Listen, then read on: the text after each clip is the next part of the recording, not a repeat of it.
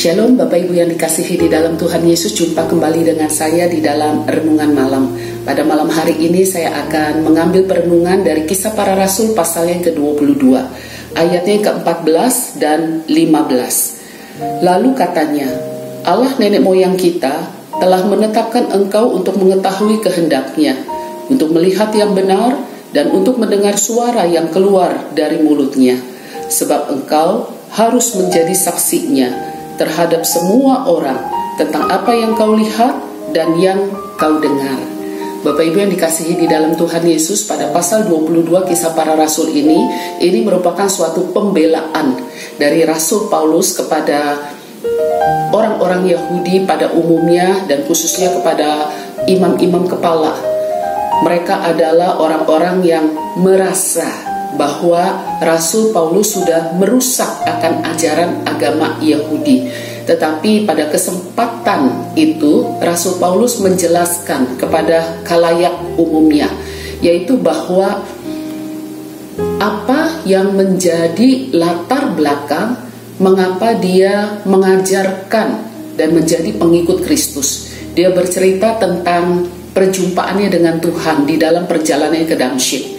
Ketika di dalam perjalanan ke Damsyik, dia mendapatkan cahaya yang begitu luar biasa sampai dia terjatuh dari kuda. Dan pada waktu itu dia buta sementara. Dan di dalam kebutaannya dia betul-betul mendengarkan suara audible.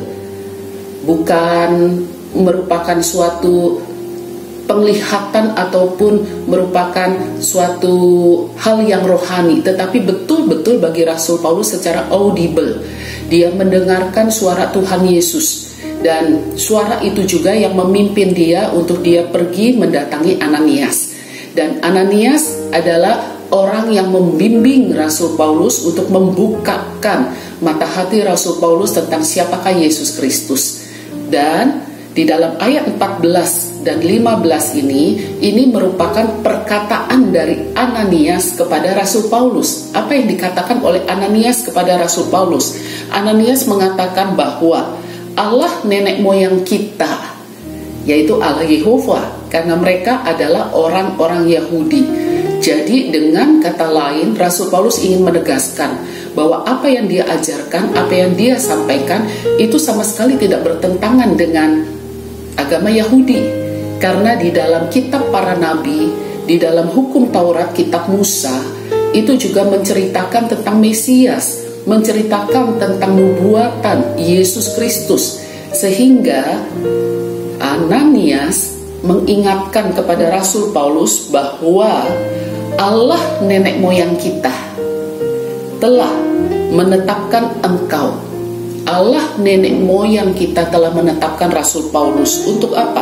Untuk mengetahui kehendak Allah, untuk melihat yang benar, dan untuk mendengar suara yang keluar dari mulutnya, yaitu di dalam perjalanan ke Damsyik. Mengapa Tuhan secara tegas, secara jelas, secara gamblang menyatakan dirinya kepada Rasul Paulus? Rasul Paulus yang seorang Yahudi sejati, Rasul Paulus seorang yang memiliki guru luar biasa di dalam agama Yahudi, yaitu Gamaliel.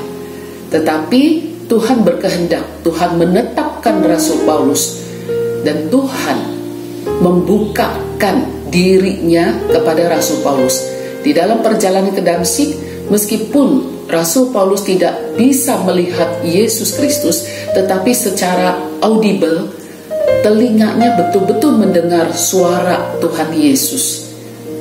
Mengapa Tuhan menyatakan diri kepada Rasul Paulus seperti itu? Di dalam ayat yang ke-15 dikatakan sebab engkau harus menjadi saksinya terhadap semua orang, apa yang kau lihat dan apa yang kau dengar. Menjadi saksi Kristus. Bapak Ibu yang dikasihi di dalam Tuhan Yesus, hari ini banyak orang salah kaprah ketika berbicara menjadi saksi Kristus.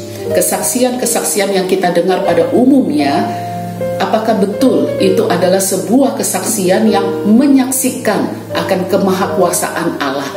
Kesaksian-kesaksian yang kita dengar adalah apakah betul adalah sebuah kesaksian yang menyatakan identitas Kristus di dalam kehidupannya pribadi kepada semua orang. Banyak kesaksian-kesaksian hanya menyaksikan berkat-berkatnya, tetapi sedikit kesaksian yang menyaksikannya, yaitu Dia. Bapak Ibu mengerti maksud saya? Kadang kita menyaksikan tentang berkat-berkat Allah di dalam kehidupan kita, tetapi kita lupa menyaksikan siapa pemberi berkat itu. Kita berani bersaksi ketika Tuhan memberikan pekerjaan kepada kita. Kita berani bersaksi ketika Tuhan menyembuhkan kita dari sakit penyakit. Kita bersyukur, kita berani bersaksi ketika Tuhan memberikan satu universitas yang baik kepada anak kita. Kita berani bersaksi ketika Tuhan memberikan rezeki berkelimpahan kepada kita. Kita hanya berani bersaksi tentang apa? Tentang berkat-berkat yang dari Allah. Tetapi apakah kita berani bersaksi tentang Allah itu sendiri? Allah yang menjelma menjadi manusia, Allah yang menjadi juru selamat, Allah yang menyatakan dirinya di dalam Yesus Kristus, yang pernah mati, bangkit, hidup kembali, dan naik ke surga kembali kepada Allah Bapa, dan suatu saat akan datang kembali menghakimi saudara dan saya. Tuhan menetapkan Rasul Paulus untuk menjadi saksinya, bukan untuk menjadi saksi dari berkat-berkat Tuhan kepadanya, bukan, tetapi menjadi saksi Kristus untuk menyatakan siapakah Yesus Kristus. Itulah yang membuat Rasul Paulus berani untuk berkata-kata tentang siapa Yesus Kristus, karena Tuhan sudah menyatakan diri kepadanya. Tuhan sudah menetapkan dia untuk menjadi saksi Kristus. Bapak Ibu yang dikasihi di dalam Tuhan, biarlah kiranya perenungan firman Tuhan pada malam hari ini mengingatkan kita untuk kita adalah saksi Kristus. Kita adalah saksi Kristus yang akan menyaksikan identitas Yesus Kristus, siapakah Yesus Kristus di hadapan kehidupan kita kepada semua orang yang mau mendengarkan.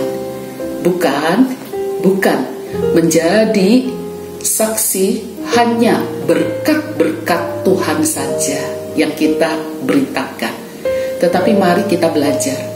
Kita belajar menjadi saksi Kristus yang diinginkan oleh Tuhan, yaitu dengan menyatakan siapakah Yesus Kristus kepada semua orang, di mana Yesus Kristus sudah menyatakan dirinya terlebih dahulu kepada kita. Amin. Mari kita masuk di dalam doa. Segala puji, hormat, juga syukur kami naikkan kepada Engkau, Allah yang mengasihi kami, Allah yang sudah memberikan anugerah keselamatan kepada kami. Kami meyakini Tuhan bahwa keselamatan yang dari Tuhan sangat personal, sangat pribadi. Ketika pertama kali Tuhan hadir, Tuhan menyapa, Tuhan menyatakan dirimu kepada kami, setiap kami, pribadi lepas pribadi, dengan cara yang berbeda, dengan kesaksian yang berbeda. Tetapi satu hal Tuhan, kami memiliki iman yang sama di dalam Kristus Yesus. Malam ini Engkau mengingatkan kami kembali, agar kami sama seperti Rasul Paulus menjadi saksi Engkau, bukan menjadi saksi atas berkat-berkat Engkau dalam hidup kami, tetapi menjadi saksi di mana Tuhan pernah menyelamatkan kami, menjadi saksi bahwa Engkau adalah Tuhan dan Juru Selamat pribadi hidup kami. Tuhan, berikan kami kesempatan untuk menjadi saksi-Mu. Berikan kami keberanian ketika kesempatan itu ada. Terima kasih Tuhan. Di dalam nama Tuhan Yesus kami berdoa bersama-sama. Amin. Selamat malam Bapak Ibu sekalian. Mari kita belajar menjadi saksi Kristus yang hidup.